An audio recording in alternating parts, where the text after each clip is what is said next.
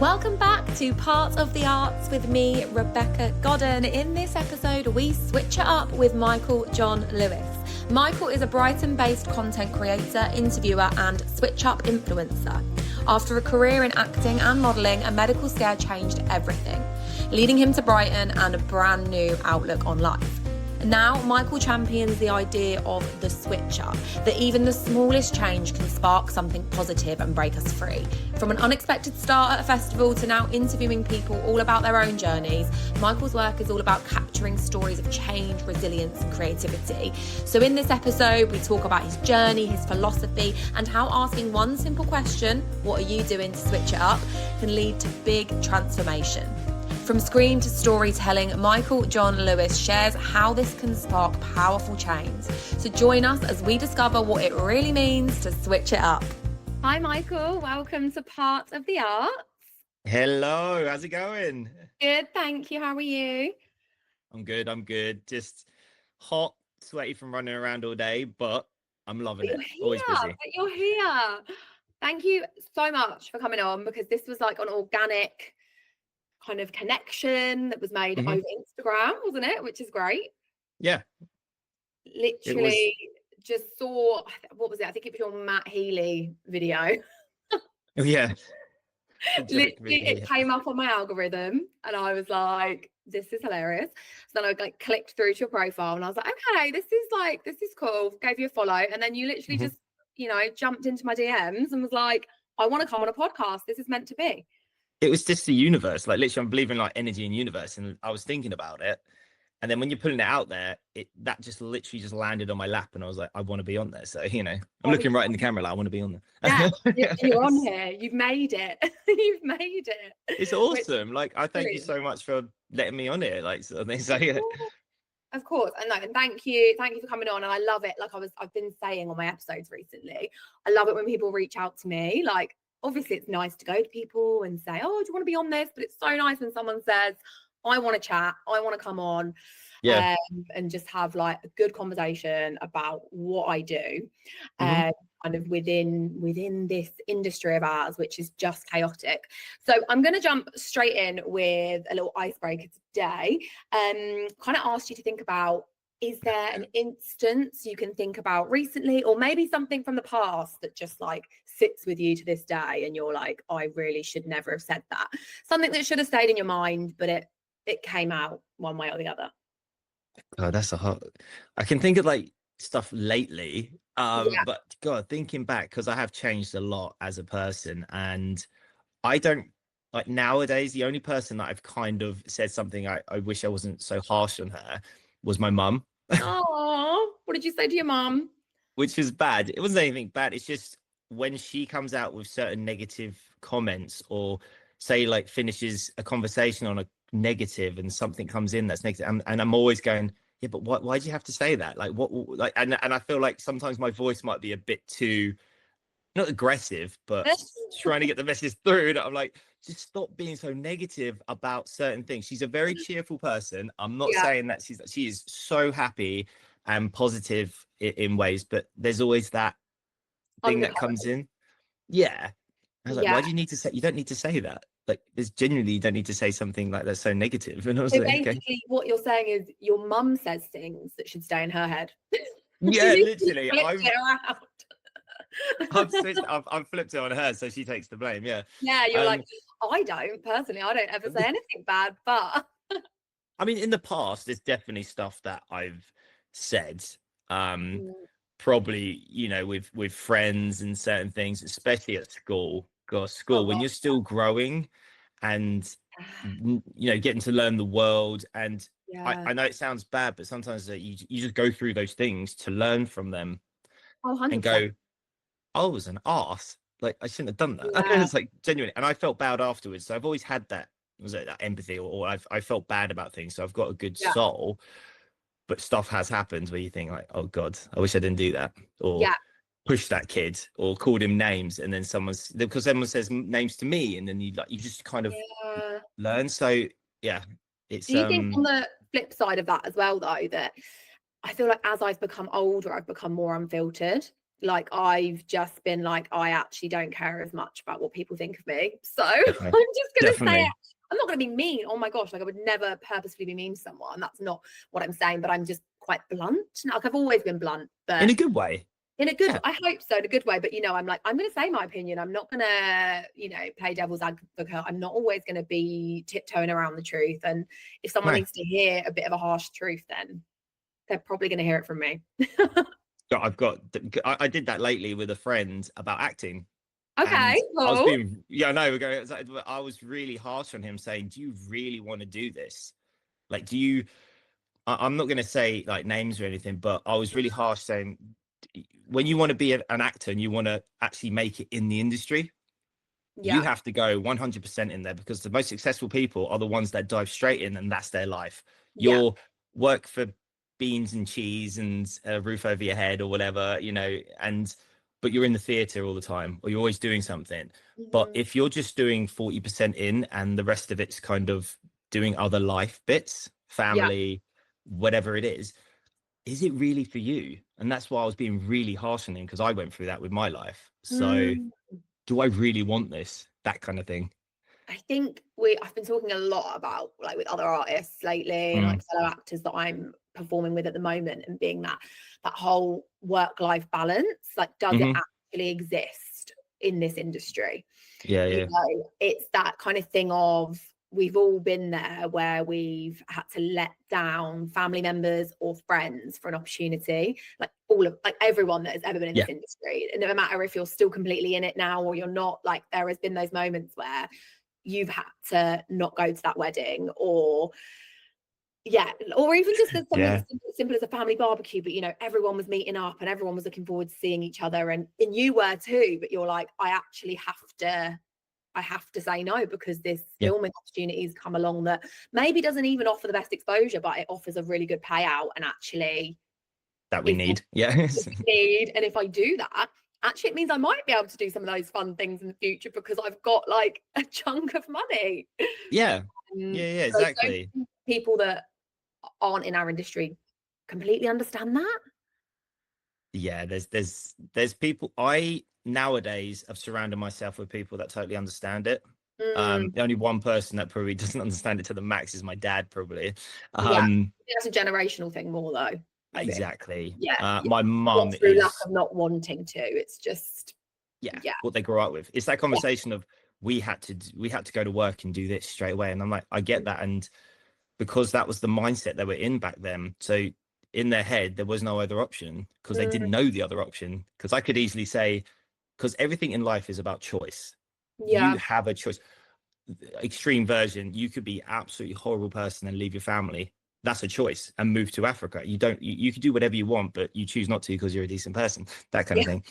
And I say to my dad, but and he's very, but you know, what are you doing for a job and the career and, you know, a proper job? And he loves oh my me. God, I hate that term, proper job. Proper job, he'd do anything for me. It's just that conversation, but I think he's slightly beginning to agree with me now and saying, you're doing it, so I have to kind of leave it. Love that, you're in it, so that's that. And talking like of the industry, of just the arts in general, what have you consumed lately that's left you with a spark, like a buzz? And that can be anything. That can be a gig, a podcast, a book. It doesn't have to be going to the theatre, but is there anything you've consumed where you're like, yeah, that was it? Do you know what? Because I've moved to Brighton, so I was in Hackney, London, and two very vibrant places, like Hackney and Brighton, like in different ways, but two very vibrant places. Right? Different ways. Yeah. So I used to live in Mile End, so I'm very much East London. Yeah, I know the vibe. yeah. So I was there. I mean, I was gonna say, do you want to hear I'll make the long story shorter and what happened to me. I want to hear it. So I was there. I wasn't really in a good place last year. A lot of stuff going on. I was 100% going for my acting career. So get what I can. I was putting that. And then I suffered with major burnout because I was just doing too much. And maybe because my mind's like hyper focused on something, and it's just like, you go. Then I got a scare. I don't know if you can see that, but I had Yeah. half my thyroid out, and I had a lump like this big in my throat. It was like huge, and so Wow. it was a big cancer scare. And whether or not you've got it or not, you just worry about it. And Mm. then what happened was I got diagnosed with diagnosed. Thank you. Really. So, but I was so burnt out, and then my mum was like, "Why don't you just move down to Brighton?" And so I had the surgery about 3 months ago, and I've moved down to Brighton to recover Mhm. and just be me again. Yeah. With like, because it's so you don't realize burnout, it just creeps up on you like the frog in water or hot water Yeah. kind of thing.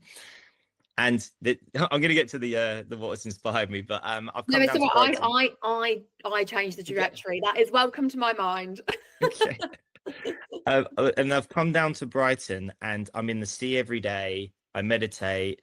I do a lot of mindful things, and I can't think of the last time I was stressed out. It's That's amazing. amazing. And I was having anxiety. I was having like really sort of like I don't know who I was last year. I was like, oh my God, this has come from where? Um, and yeah, everything all together. I got out. They said I was okay. So thankful for that. Thank you to the NHS, seriously. Yeah. Um, they did me a solid there.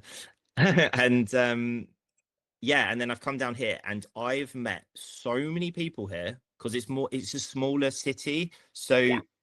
people are going to know more each other, and it's just more giving. I don't know. Then I found someone's going to have a different experience in Hackney, but for me it was quite solitary. I think And wherever you are in London, I think you've got your pocket community, but I mhm, do think as artists, especially, there's so much going on, but everywhere.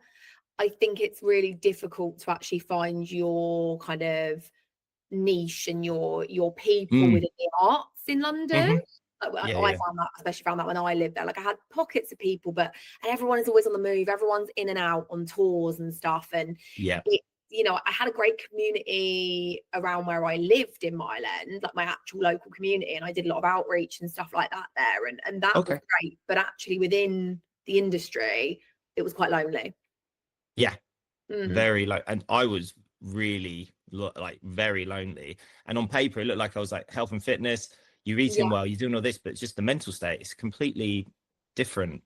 And I've come down here, and I've probably talked to more than I'm not joking, about 1,000 people. I talk to everybody constantly, all the time. And there's a place going back to the question. It's called BTN Sunset Sessions, and it's an open mic that's on the beach. Nice. That is inspirational. The people that I've met there who go there, sing their heart out, whatever it is, it could be classical music. Mm. From like Lisa, I'm actually working on something with her, and she's the most insane pianist in the world. And she was just performing there, and she does like classical, Mm. but more her own. She writes her own music, everything. And to hip hop, someone was rapping. I was like, how the hell do you rap that fast? That's incredible. And then everyone else is just enjoying it, and it's the beach vibe. It's all I kind of have the Brighton version of San Diego because I love San Diego, and my cousin lives there. And obviously a bit different, but this is like I love this. Like people go, oh, the Mm. pebbles on the beach. I went, these are my pebbles. This is great. Yeah. I love that. Like, and you don't get sand in your shoes, so it's fine. And that is a bonus. I feel like, and you know what? It's so. I mean, Brighton. You hear Brighton, and you do hear like that. It's very vibrant. It's very Very, yeah. accepting. It's just it just sounds like a great place to live, to be honest. But then people also think of Hackney as being quite edgy, quite hipster, right? Yeah, yeah. um, but also with the undertones of all like the heritage and everything that's within East London as Mhm. well. So it's like, but again, very, very like different places, even though I feel like both of them have a lot going on. There's like Yeah, a buzz definitely about a lot going on them. both. Yeah, yeah, yeah. Yeah, a lot going on. But do you think you've found it better being not in kind of a city and actually being near the sea? I know Brighton is a city, but as in not being in like Mm-hmm. overpopulated, dense city, Totally. and Mhm. actually being near the seaside, even though you've got loads of people around you, loads of stuff going on, is there just more space to breathe? Yeah, I call it it's like I call it the whatever, but it's the 360 and the 180. So in London, you're surrounded by it 360. Yeah. But when you're in Brighton, it's a 180 because you've got the sea. So Okay. you have that where you're like, and then you can go to, because I'm a 5 a.m.er. I get up really early Oh and I, God, I'm not a morning person. Like, I actually couldn't. it's I think insanely I would good. die. Like, I actually think I You would would die. die. Like, someone made me get up at 5 a.m. Like, they better run because I honestly don't. I'm The not a morning person. no more nice girl. It's just like get headlock. Great. Yeah, Like if you do this to me one more time, I will yeah. kill you. Yeah, yes. Honestly, I mean, it's probably because I'm like a theatre gal through and through. Yeah. So, like, I mainly work in theatre. So, I think I've always been just conditioned to work late, wake up late, right? I Night think, owl. Yeah. yeah, I get it. night owl. Like, don't get me wrong, if I have to do it, I can. Like, there has been some film shoots and stuff where I've had to get up early, and I'm like, Mhm. if the pay's right, then then I'll, Yeah, then yeah, I'll. yeah. But you actually, so what you're saying, Michael, is you actually choose to get up at 5 a.m. I choose to get up at 5 a.m. because it's the best time of the day. It's my most creative time. Nice. And I Okay. can clear my mind. So I get off of social media, I get everything off of everything, go to the sea. You're going to see a couple of videos, obviously, when I do something down there. But most of the time is the gym and going down there, no phones, just Yeah. away. I'm in the zone. And I go in for a dip, nice little swim, and then I just sit on the beach. And it's so I love it, but it's just so cool where you can just sit there and listen to the waves. No one's around. Probably Yeah. someone coming out of like a club at 6 o'clock, like Oh, Volts or yeah, something. right then. So you'd But expect that. yeah, but I'm there and I meditate and I just close my eyes and I just think of nothing, whatever thoughts come and go. But that's why I've calmed down. Like my mind has stopped Mm, racing and I feel so calm and so good. And everything's a positive in my life that I'll switch into, like, if you come up with me with something, I'll be that guy that switches it. yeah. And the best thing I did lately that I do now, and it's no for myself, is picking up litter because I did the beach clean. And then what I did was get one of those grips Oh, yeah. and a bag. And literally, I don't do it for anybody else. I don't do it for, you should do this because it's nice. You Mm, should do this because it cleans the beaches up. Because what I'm doing is a drop in the ocean. There's so yeah. much rubbish, like, because it's touristy. But I just do it with mindfulness. So just pick up trash, but don't think of anything Mm-hmm. for half an hour. That's it. It's like meditation, but mixed with picking up trash. And that's it. And I I did it feel this like morning. doing a physical activity does actually Yeah. sometimes just, there's another actor I spoke to on here, and she does the bins in Yeah. her local community, as in for a job. She gets paid, but she goes and like empties like park bins and stuff. And she's kind of like, she actually said to me not long ago, I kind of don't know if I need this job anymore because I've got like enough acting work and things. She's like, but I just really enjoy it. Like, I find it Yeah. really freeing to just be doing physical manual labor. And I was like, you know what, there is something to be said about that when I'm doing something just physical and you're not having to, you're not learning lines, you're not writing a script, you're not Exactly. sending emails to agents, you're not doing all that stuff. Emails. I know, emails. I've got so many like inboxes. Well, as you saw from this, trying to get this off the ground, I was like, I've logged in with the wrong email address, give me a minute. I was like, But we're here. We're here. But like Always get through it. decompartmentalizing your brain. And I think as well, like what you said about the sea. So I wonder if a lot of autistic people feel this way. So my happy place, my place where if I'm just feeling really overwhelmed and I need to reset and switch off. And if I'm feeling like overworked, a bit burnt out, I literally just need to go to the ocean. Like, my husband knows that if I'm having a really tough time, he'll just say, right, get in the car, we're driving to the beach. And honestly, there's just something about it that and we're so lucky, we're not super near, but we're like 45 minutes from the nearest That's awesome. Yeah.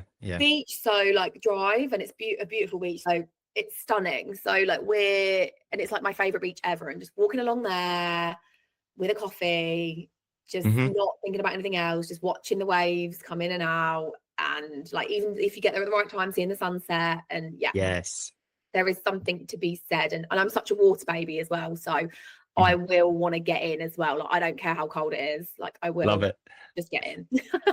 Yeah. And like, even if it's just paddling, and everyone's like, you're mad, it's freezing, and I'm like, well, everyone's into this whole cold water swimming now, so get over It's it. a trend, isn't it? Like people say cold. I just say I'm just going for a dip because I used to surf when I was younger and be in October kind of time, No, November. you've got to make you've got to make a thing of it now, Michael. You've got to say I'm cold water swimming. You like I'm cold water swimming. There you it's the go. rule now.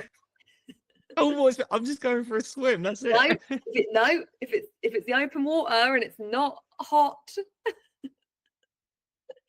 then you are cold water swimming. Right. So I want to talk about like your early journey. So before your kind of switch up journey began, which we'll get on to. Yeah. You know, you briefly mentioned it. You had your time as an actor and also a model. So can you share that kind of stage of your life? Like what drew you to the arts in the first place, and then kind of what drew you out of it? Okay, yeah. So what drew me in was the whole, I've always been the creative one of the family. I'm the third child.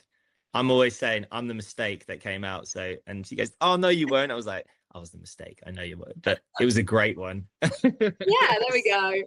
You were a surprise, not a mistake, a surprise. Surprise. Yeah, that's a better word. Yeah, I like that. So I've got two brothers, and I've got the eldest is the more responsible one, you would say, and then it was more from Paul, the middle brother, who used to. This is back when videotapes were handheld cameras. Yeah. He would literally get the whole. I don't get why he's not in the business, but he loves doing it, but he's not.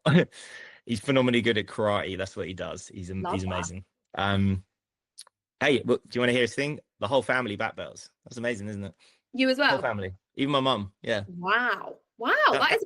I mean, I'm so proud of that. That's with you guys. Honestly, that's amazing. But so yeah, he was the one that got me into it because he used to videotape stuff in sixth form. He got like the whole year to do like an Austin Powers thing when that came out, and it was just incredible. And I kind of got it off him, and I was tag along, do little things. And then, but I just kind of took it a step further and just kept on. Always. Yeah. I fell into life, like job, used to go out, you know, clubbing, all those kind of things. I feel like I grew up in the drinking culture, which is just, horrendous. I had some fun, but the thing you think, oh my body. Binge drinking was rife. Yeah. Do you know what? People complain about prices nowadays, and I think it's actually probably a blessing to stop you drinking. So I think of it like that. You used to be able to get like 3 or 4 Jaeger bombs for like a £5 or something ridiculous. Exactly. A pound of EK Blue, and you're like, woo. Yeah. The sugar alone. That is, oh my God, yeah. Yeah, I kind of carried on. I was just working and just not knowing, you know, just living in the moment, as in just having fun. It was really late. It was only like I'm 39, and it was only 2015 where I actually did a music production degree and got that done. I was still just figuring out what I want to do. Yeah. And it just takes time. Some people are very lucky and they know from a younger age. I did that, and then 2015 I did my acting course and did that, and then kind of went into it. But it was just, I was doing short films. I was, you know, doing a few bits on stage. I was doing little bits. But again, what I spoke about before, it wasn't 100%. Yeah.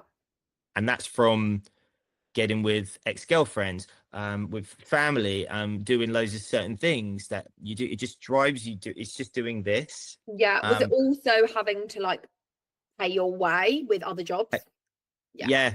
I was doing removals. I was working for it's called Perfect Group, and they're friends of mine who own the company. But I mean, I am a very good worker. That's why they let me come back and work there. I was kind of using that, and it's almost a safety, like a cushion, or would you say like it was comfortable. Yeah. So you need to really push yourself. People always say you need to put yourself in a really uncomfortable position to thrive. And it was kind of, I was making money, but then I don't want to lose that money. And then I'm doing some jobs here, and you don't want to do this. And people always have that problem when you're making a certain amount of money, you don't want to lose it. Yeah.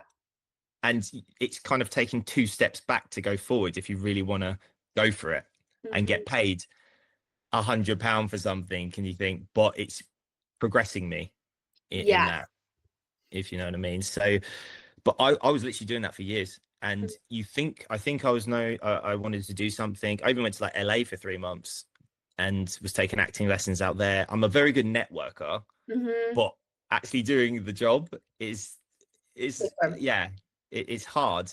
And seriously, I was doing that for a long time, and it was only, I'm not joking, it was till last year. You feel like you were, let me ask you something, you feel like you were like kind of acting like an actor at times? Yeah. And you tell people about it, and you go, yeah, I'm an actor. They'd be, what have you been in? Well, I've been in a few short films. And like, I was an extra in a few films, like The Imitation Game, and you'll see me with Benedict Cumberbatch and Charles Dance. Yeah. But I know I'm not like poo-pooing that, because I think that's awesome. Yeah. But it's not. It wasn't for you. You weren't like. No, I'm not getting lines. I'm not really, you do extra work to kind of get into it. You don't do that you can be an extra, and that's phenomenal. You can actually get really good money from just being an extra. You can. Yeah. But I wanted to actually really get in there.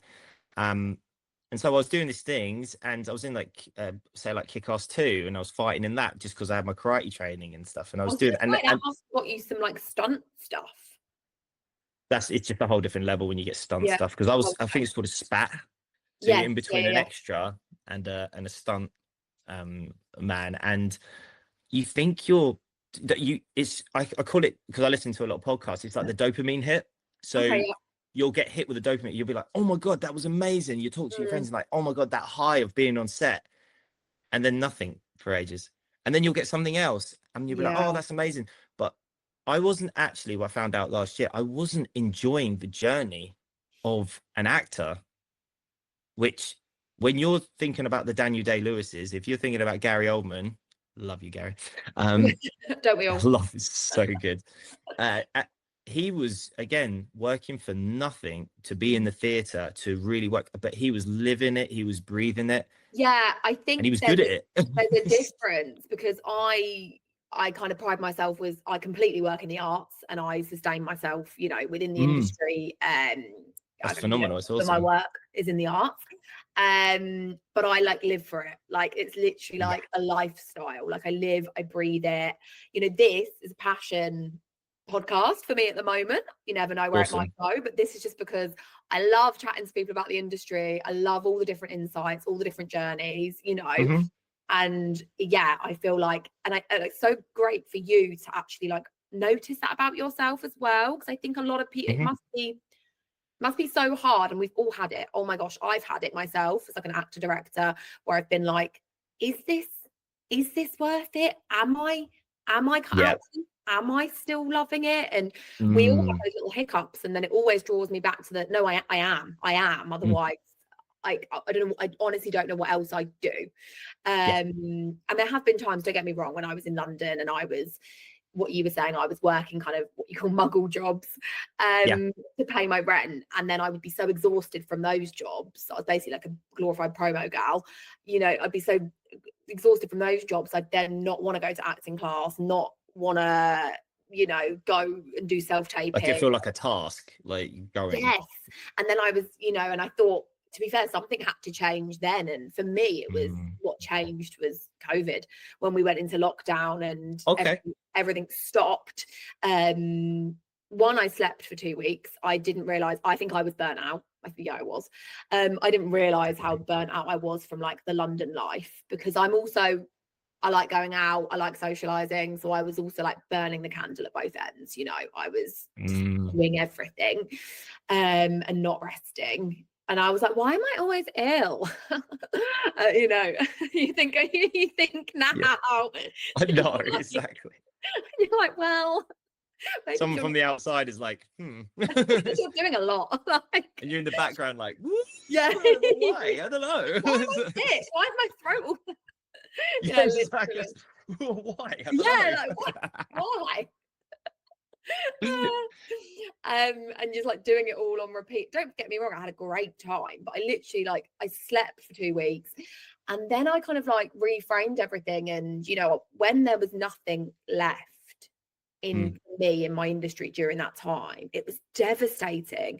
And I think how much it upset me made me realize, oh no, shit, this is it. This is what I want to do, and I actually need to do better at doing what I want to do. And I think you can go one way or the other. Something can, you know, switch your life up and take you in a different direction. And for me, I was like, no, I've got to stick in this.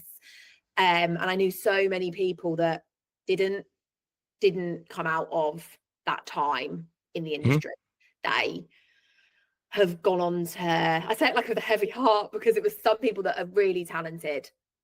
And okay, right, they have just gone into a normal job, and that's absolutely fine. And they've that's gone their into journey.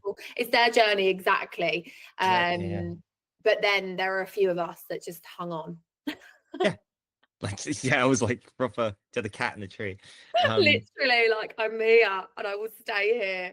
And don't get me wrong, it's taken me years to get where I am to this point of actually my whole being, my joy and my funds to fund my life come from my industry that I love, which is like mad. You just saying that all over, I was just like but that's the energy you're giving me. That's the passion, and that's exactly what you should be when you talk about it. Because sometimes I was talking about it in too much of a negative way, because I'm terrible at learning lines. I'm horrendous. And then you compare yourself to, say, Tom Holland, who's like, well, I just go on set and read it and then go straight on and do it. And I'm like, how do you do that? And my mind I would learn my lines for a week, say I've got it, it's locked in, cool, go.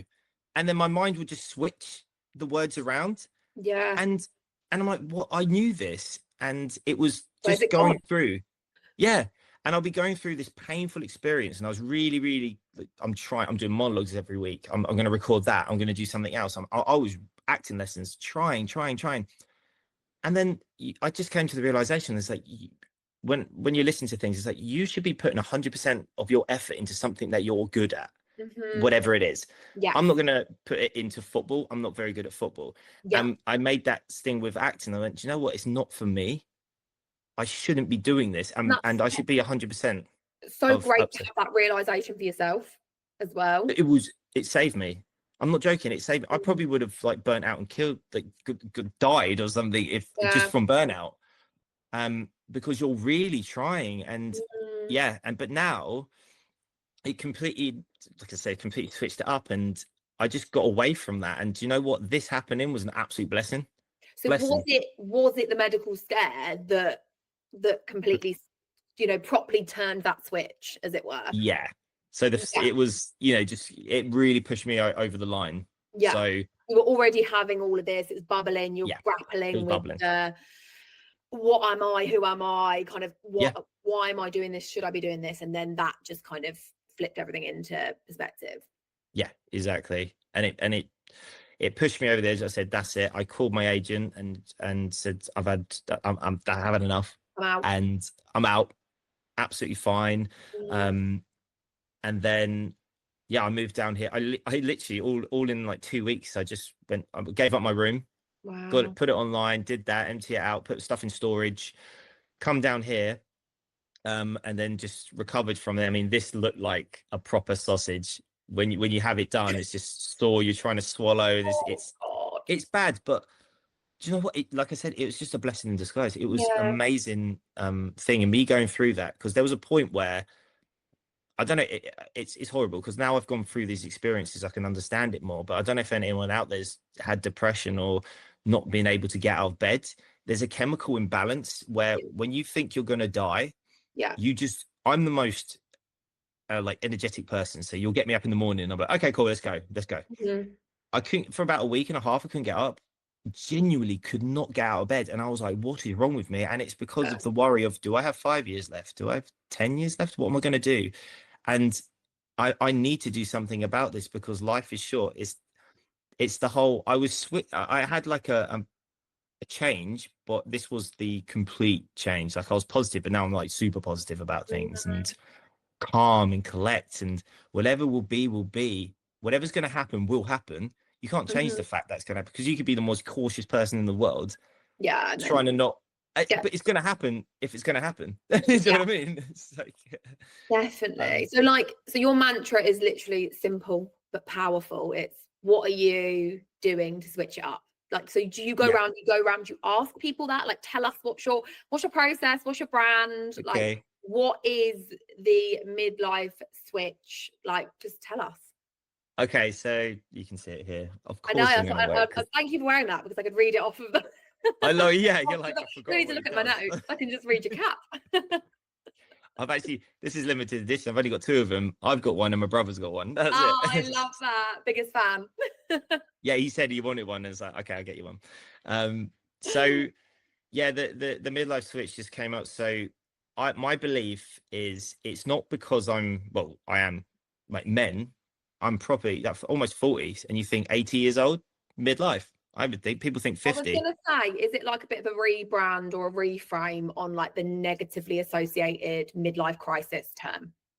Crisis, yeah. Okay. I was going through names. It was like midlife crisis, midlife catastrophe, but I was going off the jokey. Negative. Yeah.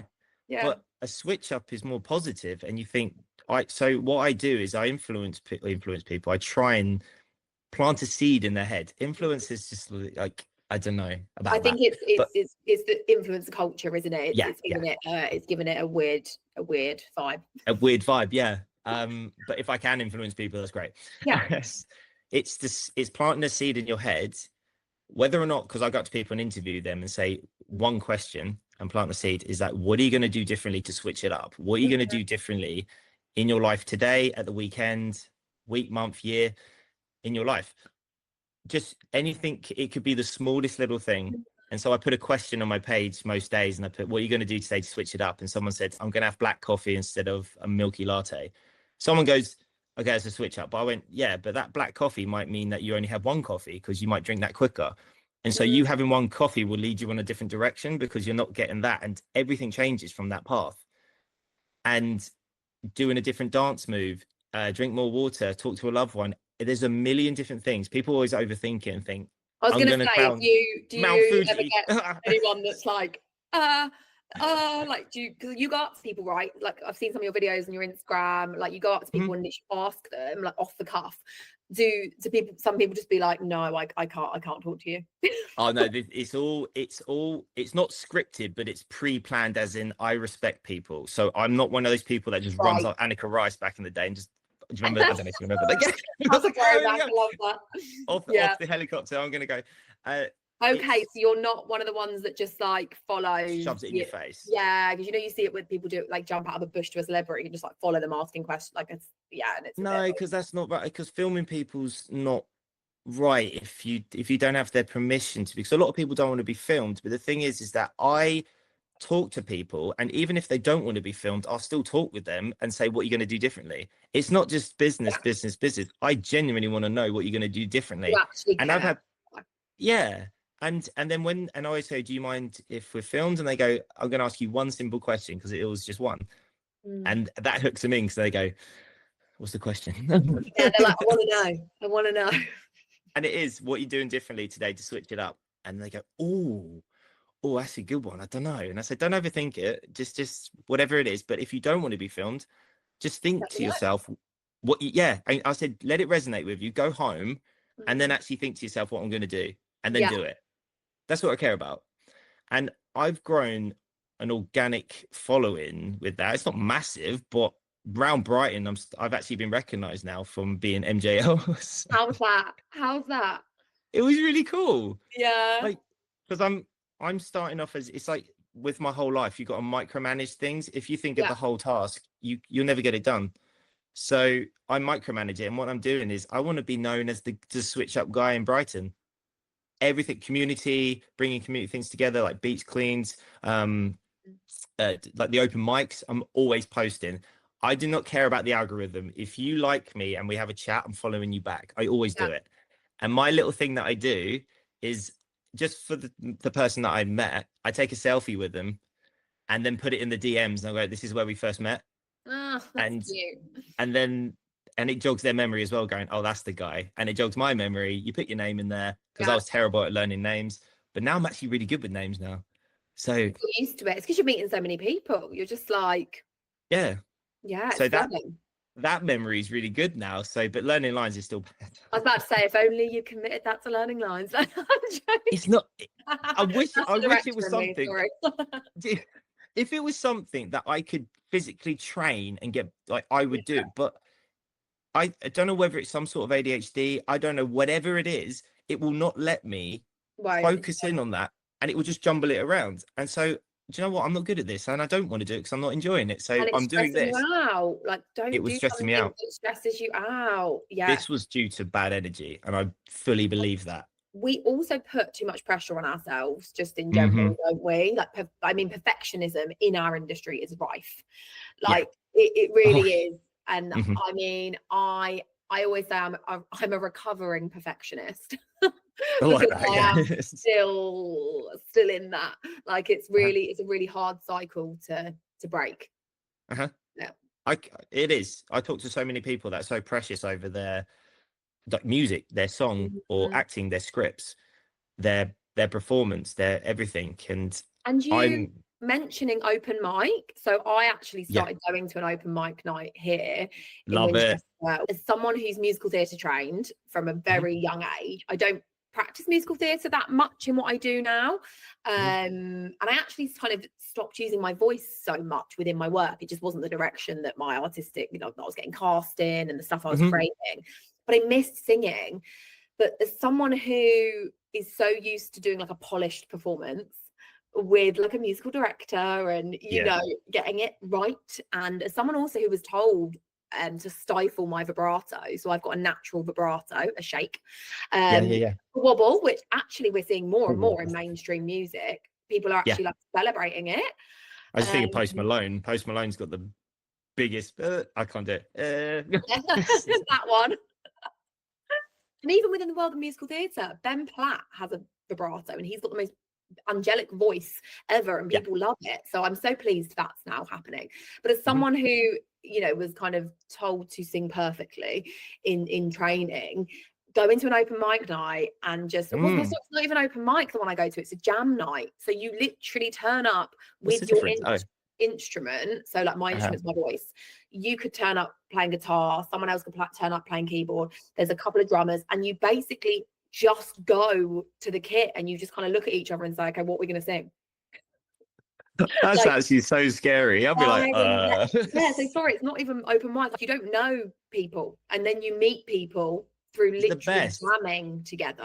So suddenly you've never, you know, I've never met you, then suddenly I'm stood next to you, I'm singing and you're like accompanying me on the guitar. It's wild. And then you end up, you know, and then the audience that are there are just like punters having a drink, and then sometimes they're like another song if they've enjoyed it, and then you're like, okay, what are we gonna do now, guys? Like especially when drinks involved, and they're like, go on then, and it's you know what, it is nerve-wracking, but what I've found is my kind of acting training and everything, it helps me, because I just start chatting on the mic when people are figuring out what to do. Like I'm just like, everyone all right? Are we, you know, just like having a chat with everyone while the band are figuring out how to play whatever song we've decided to play. Because I can't do that. I can't do that for you guys. I can get up lyrics and I can follow along. I'm very good at that. But you guys have got to know how to play it. So, but that's awesome that you know how to talk to the crowd, and you know how to, because some people just act on the stage and they're in their own world, but actually like talking to the crowd, breaking the fourth wall that's nerve-wracking. That's like stand-up comedy stuff. So I've done a lot of immersive work, a lot of immersive, semi-improvised, site-specific, so where it's like there is no fourth wall, and I think that has made me brave. I also I'm a very sarcastic person. I laugh through a lot of life, so I think that probably just helps. Perfect. I love that. Where you're like, man, whatever. And like you, I love chatting to and meeting new people. Like I really enjoy that. And like what you were saying earlier about networking, a lot of people hate networking. I actually, you know, don't get me wrong, there are days when we don't have the energy for it, but most of the time I'm like, it's like a really fun part of my job. It's networking in the right way. It's not networking like I want. I learned that. It's just even if we had a great conversation for 10 minutes and that's it, and I never see you again, it's about that, and connections, networking, that all comes naturally with your work. So if you're putting yourself more out there, you're going to create your own, because I'm not a believer in luck. I don't think, oh, I was lucky getting that. It's just because that was going to happen anyway. And I put myself in so many situations where I'm going to meet people that it's more likely going to happen. They go, how come you've got like so many people doing this? I'm like, because I go out there all the time, every day. Like I'm doing editing 5 hours in the morning, more than that, and then I'll go on to go out.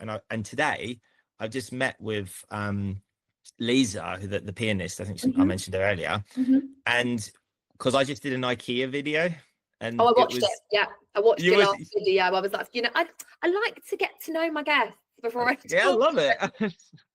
And that was fun. But what I did was I just threw myself involved. Also, well done you for just making IKEA look so fun. I was like, I don't know, how's he done this? Because when I first looked at it, I was like, an IKEA video. I was like, what's this gonna be? No offense. See, this is my unfiltered coming out. Love it. I love it. And then I was like, I watched the whole thing and I was like, oh, that was really good. Okay. Oh, that's the thing they say about views, is that if you beat the viewer and the video starts again, that means you won. And I was like, 100%. I got to win. You won. Okay. You won me over. There you go, with the IKEA video. Oh God, but that was because what I do is like I did it with Brighton Pride, is I literally just do what I'm going to do. Don't ask. I'm very respectful, but just do it. And then if someone tells you to stop, I'll stop. But IKEA were loving it. They were like, okay, do you want some of the press to come out? Do you want some of this? And I was like, okay, cool. Yeah, that's where the guy was in front. Lewis. I wasn't expecting, like your Brighton Pride ones. I'm gonna be like, I'm gonna watch that because it's Brighton Pride. Do you know what I mean? Yeah. Like that's interesting to me, and it's gonna be fun straight away. But like the brand of IKEA, I wasn't gonna be like, oh, that's something I want to watch. yeah, I know. I get it.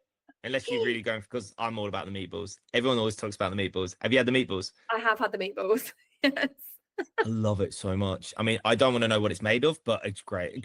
Yeah, do you know what? I've been gluten-free for like 4 or 5 years. I don't think I've had them since, because I think they've got gluten in them. Probably, yeah. I had them way back when. There's a lot of things I can't eat anymore, which is I'm the most intolerant person ever, so I can relate. Oh, I can't. I mean, like the obvious one, the lactose intolerance. That's the obvious one for me. Yeah. But there's always stuff that I had to kind of go through that makes me bloated. Like, so I just constantly, but now I switched my diet up. Seriously, everything to do with diet is a game changer. And I was saying this the other day about my diet, is that, do you know when someone says, oh, have that burger, it's a treat. You got to treat yourself. Oh, I hate that. This sounds really cheesy. I don't care, but it's like, I love good food. So when I have something really healthy, that's actually treating myself, because when I have it, I feel really good. And I don't have the the hangover of having a Chinese or something. And so I wake up in the morning and I feel fresh. I feel good. And people look at me, you're such a robot. It's nothing to do with that. I enjoy it. This is why he can get up at 5 a.m, guys. This is. There's no crash. And also, like, you're still like it's 7 p.m. right now, and you're still on. Like, oh, I love it. Where do you get this energy from? And I guess as well, like, the reason why you're editing for 5 hours in the morning is because you're the only one that's up. There's no one else. That's it. I was like looking around trying to find the coffee shops that are open, because I go to every day. I go somewhere different. Nice. And so that's your switch up every day. I switch up every day, and I do it without even thinking about it. So I'll go a different route. I've discovered so many bars now in Brighton, like, and I don't even drink, but to do interview stuff, I did a bar one, Kent Town Bars. I found out so many things. You start getting like all these nice free things when people are like, oh, just have some, like the churros van outside of Churchill Square. Nancy and Simon were the nicest people in the world. And they were like, oh, do you want a free churros? And I was like, oh, that's so sweet, but I haven't eaten yet, and I don't want that. So my sugar just goes, it's like a sugar spike. But they're so nice when you just talk to people. And it's not like I want to go around and get some free stuff. It's stuff starts coming back to you because of what you're putting out. That's kind of like part and parcel of being like, I guess, would you call yourself like a content creator and a content creator and connector? Would that sum up your job well? Yeah, but I know that I'm not getting that through that, because I haven't got a massive following. It's more I'm getting more of a following in Brighton, but around the world, no, compared to. But I never compare. It's like, as long as I'm getting organic following that I talk to people and it comes out, it's always going to be truthful to what I believe. so nice to hear, because I'm always, especially like with this podcast, I'm like, I need to be better on social media. I need to be making some reels that are like trends, and I need to be doing all this stuff. But it's like, it's not me. Like, it's just not me at all. Like, I just want to be authentic and, you know, just be me. And like every now and then you'll just get a random, not ranty, but like chatty story from me. But like not many, it won't get me loads of followers or something. But I'm just, it's not me just putting random stuff out there for the sake of followers. But then it's like the listenership. I do kind of need it, because it is like, oh, it is the game as well, isn't it? But it will come. Like, have a true belief in that. Just live your life every day. Like, just let it happen. Yeah. Because I know that I'll blow up in my own way, whatever it is. But I'm letting it naturally evolve, and me through that, not trying to get it. When you start trying and you're going, oh, I've got to do this, because a lot of people don't know what they want to do on as a social media thing. Yeah. They don't know what they do, so they just pick anything. And what I've gone through all that. I went the funny videos, I did that, but I'm getting the best results from me doing the interviews. Still doing the rounds though, because that's how I found you. Yeah, it's still doing the rounds out there, which is great. But what I do now is I went to a car gathering at the weekend, so they had all like classic cars. But then it's nice because you're promoting the business a little bit. But then I'm going around finding someone else's switch ups with people with these cars, and I'm going to do an interview. Like, I want to go to the fire station and do switch ups with them and see what they do for switch ups, and a little thing with their and doctors and like regular people. And obviously you want to do it with like celebs because it's interesting. And yes, they do get you clicks because you see someone famous and it's like, oh wow, you got to do that instant. Yeah, but I want to do like everyone, the regular people, the people behind the scenes that are making that concert work. Well, that is, you know, that is what actually kind of birthed, I guess, this podcast was I want to chat. That's why it's called Part of the Arts, because it literally is what it says. I want to talk to every single part of this industry. I want to, you know, chat to people that have gone through the journeys of like yourself being in it, but then now you're in it in your own way. You're still like, I would still completely count what you do as being in this industry, because thank you. Yeah, no, I feel it. It's just still you're connecting with people. Out there. You're using your training and your skill base. Definitely. Because you wouldn't have that confidence if you hadn't gone through the training in the industry. Like you wouldn't have. And that's why it's so maddening, isn't it, that it's just being taken away from our curriculums and taken away from kids actually being able to access the arts, because the confidence that it gives you is next level. Kids just don't have access to as much artistic practice as they used to, and they should. And it's, you know, you with what you're doing show the impact that growing up with the arts in your family and having that nurtured has actually given you as a person. The confidence is giving you to do what you want to do and go in the direction you've gone in, and knowing that it's not just for being an actor, it's not just for being a model, it's not, you know, it's for interviewing people, it's for life, it's this. It's communicating and being able to have a genuine conversation online and it not be awkward. Like, it's totally. I feel like I've been friends with you for ages, that kind of thing, because we're just chatting. Like 100%. It's not awkward. No, not at all. And it's like that's what it should be. Yeah. And out of all the people you've interviewed, because I can imagine you're a very skilled interviewer, I feel very engaged with you. Very skilled. Very skilled. I feel very engaged. Like you said, like you've got that personability that makes you feel comfortable, which you need. Otherwise, no one's going to want to open up to you. So out of all the people you've interviewed, is there one answer when you've said, what are you doing to switch it up, that has like really stuck with you? There's a couple. One, the randomness, but I love it, was I met a load of parkour people that people that jump. Yeah. I don't know why, but I always just have to go parkour. Parkour. Parkour. Yeah. It was, but I didn't realize who they were. So I was just doing my thing. Yeah. And I ran into one of the main guys, and I didn't realize he was the main guy that people were following. He's like a famous parkourer. And I didn't realize who they were. And a load of others that were literally from abroad came across. Yeah. I think they're from Denmark. No, I'm trying to think. they came across and they were all following him because he was like, right, these are the spots we do in Brighton. Mm.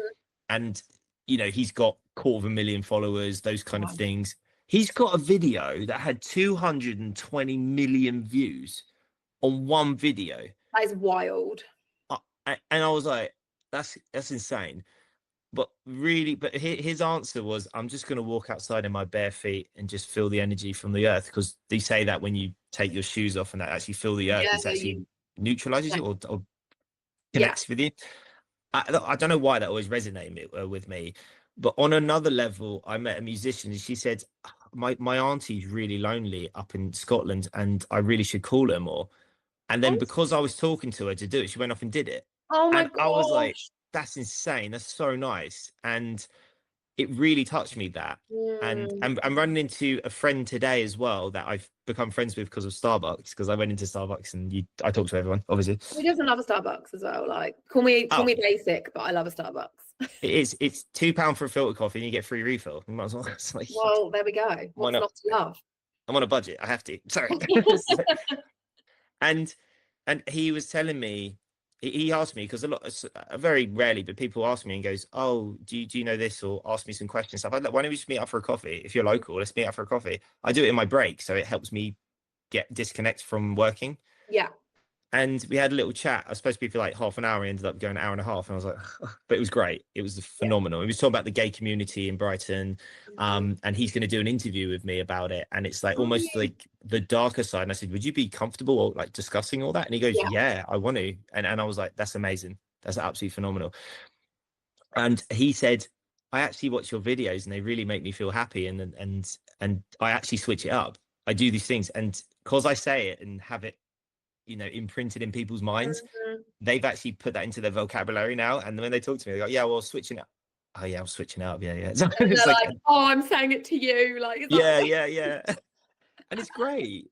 And so like for listeners who might be feeling like stuck, what's like one small switch up that they could try today that you would say, try this to switch it up, and it might shift their perspective?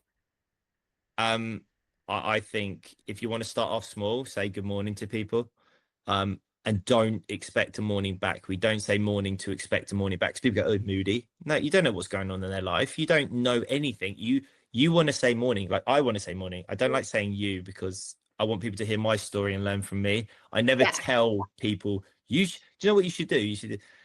I say morning, and the amount of people that go, oh, hi, or that, and I've got relationships with people now because of that, as in like a business or talking or just having a nice conversation. It's for someone who doesn't talk to people, just say morning. It's one word. That's like, it. So connect, basically, just to connect with people. I think you should definitely connect with people, because it's just great. And whoever it is, somebody might be down in their day, and you just acknowledge them. So someone, people that beg on the streets or certain things, it's just, even when I don't actually have any change or that, but you turn around and go, all right, mate, how's it going anyway? And they actually go, oh no, I'm good, thanks, that's good. Just saying, acknowledging them. Yeah, well, that makes a huge difference. So I actually do a lot of voluntary, like homeless outreach, and I kind of work with my local people, work with my local community, who are living on the streets, who are just isolated in some way. They might have accommodation, but they're addicts, or they just don't feel comfortable in their accommodation, so they spend a lot of time on the streets. And absolutely what you said, like, I can't walk down the high street now without bumping into someone and having a conversation, but not once now do they ask me for change, or sometimes they ask me to buy them something if they're really in a dire and really need something to eat. But most of the time it's like, just like, oh, hi Becca, like, how are you? Hey. And like, actually people just actually want to have a chat and have that connection. And actually what I can give them, if I haven't got spare change, or if I can't go buy you a meal deal, is that I can give you a chat, because I love chatting. So you're also giving me a nice vibe, and I love talking to new people and listening to experiences and stuff. So I absolutely agree with that. I think connection and actually just giving people the time of day is totally work the room. I say work the streets. It's like that's work the streets. It's like when I was at my showcase, for my acting, and all the agents were there to watch the Yeah. showcase, and then Yeah. you on my course, and I wasn't that chatty to a load of people, but the guy Yeah. who was chatting to everyone, surprise, surprise, was getting more work and Yeah. more opportunities.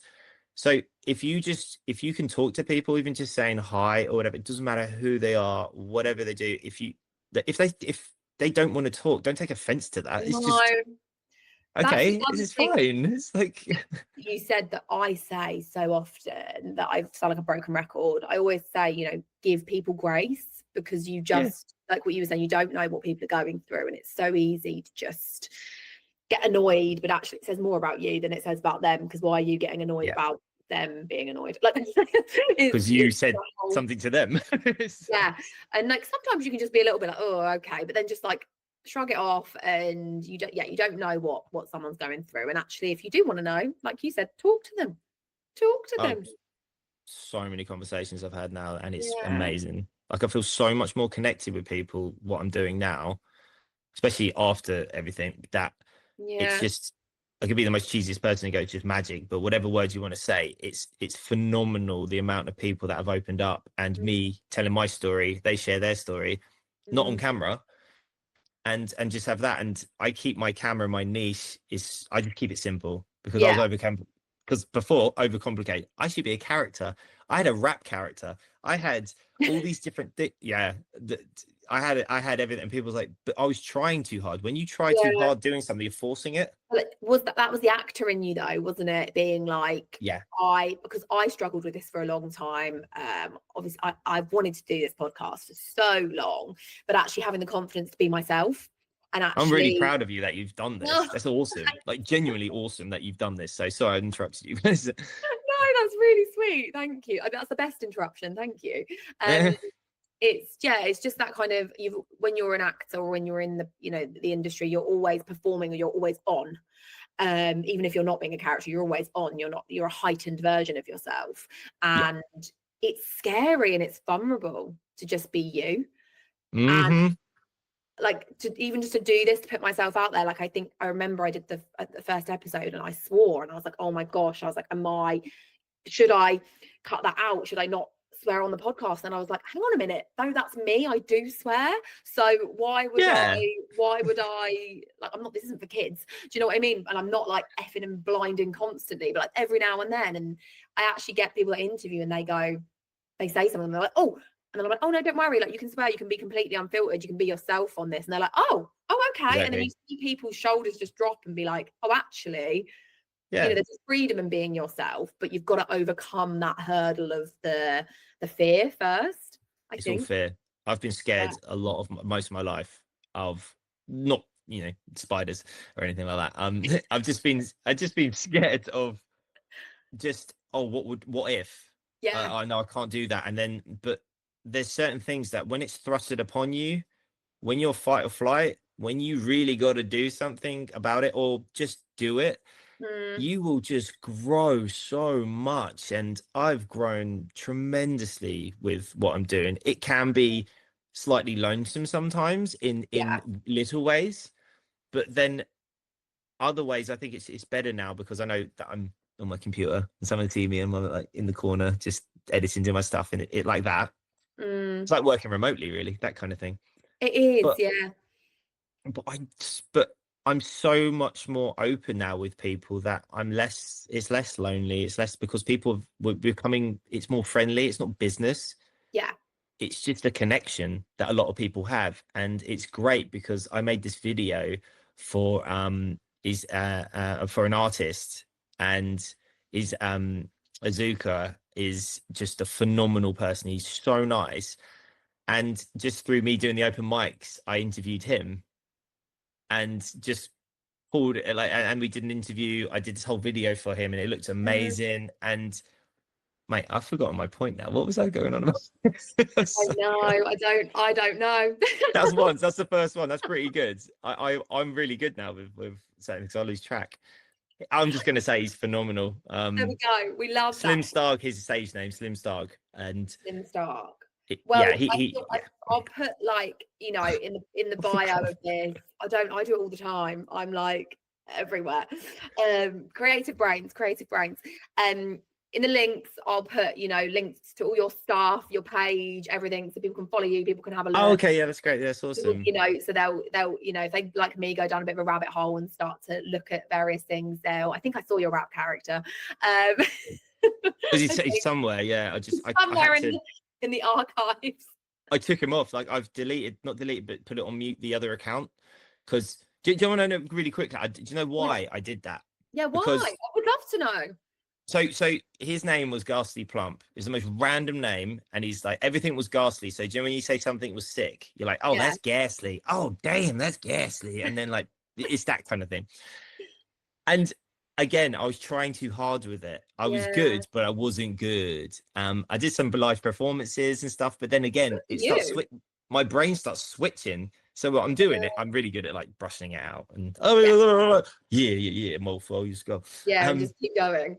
And just keep going. But it was so negative. So if you go on the feed that I was on, because you have to be on the feed, you have to be on it. It was everything was like everyone was beefing with everyone, or this bitch is this and all that and all that. And it's very, you know, this motherfucker doing it.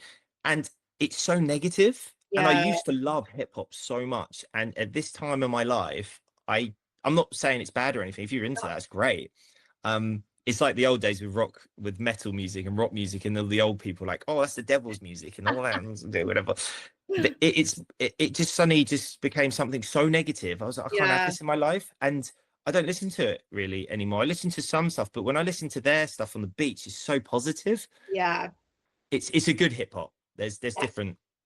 And I think it's just like being actually yourself. Being myself. Even if you are slightly heightened, you know, because when you've got to be on when you're talking to people and stuff, it's still you and it's coming through. And I think, you know, just from talking to you today, I can feel that and I can see that. And I always like to kind of wrap up the pod and end an episode with what is the weirdest job you've ever done. But I feel like you might have just answered that with your rap character, but I don't know. I don't know. Was that a job? I didn't get paid.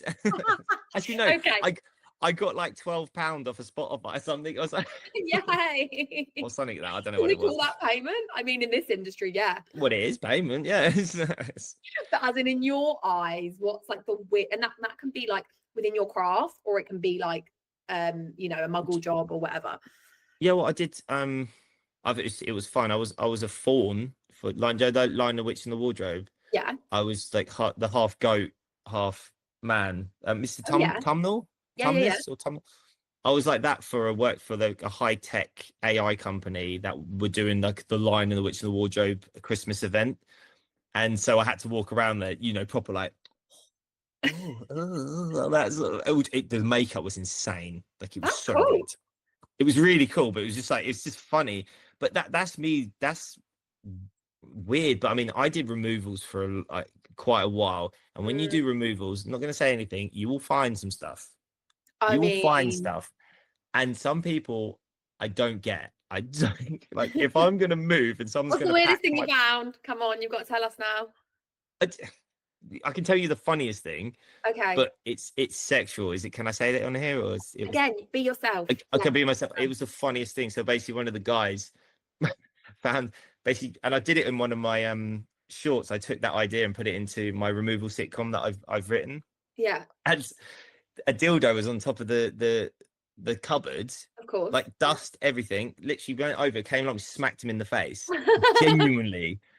And then I was going, "Who does that? Who has that? Use it." And this goes, just a minute, put it on top, but just walk. No drawer, no like nice little thing. Why is it just there? Gathering dust. I mean, it was a one and done. They used it once, and they were like, "Absolutely not." And they just popped it up there, out of sight, out of mind. Oh yeah, definitely outside of mind. They forgot about that. Dust was like this thick. It was like it's antique.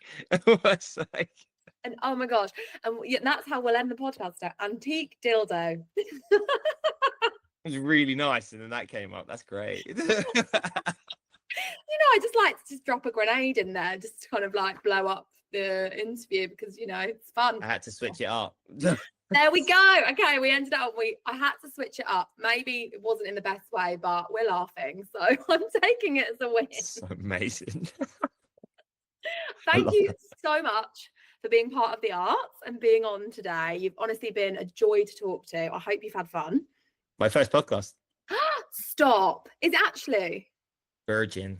Oh my gosh. I mean, I'm talking about dildos, virgin. We're just going off on a lecturing now. That's your mind, not mine. No. Yeah, I mean. Do you have like a tradition? I don't know, but do we dance or? What, do we dance as we leave? You can. I have some like theme tune music that comes at the end, so you can like dance as I stop recording. Okay, I do a John Travolta thing then. Okay. I'm gonna stop recording. But yes, thank you, Michael. You've been a joy. No, thank you. There's so much. It's been amazing. Absolutely amazing. Love this. Do it every day. Yay. Thank you so much for listening to Parts of the Arts. If you enjoyed this episode or any of the others, please subscribe, share, and leave us a review. Also, we would love it if you could support this passion project by buying us a coffee. All the info is below. Thank you and see you next time.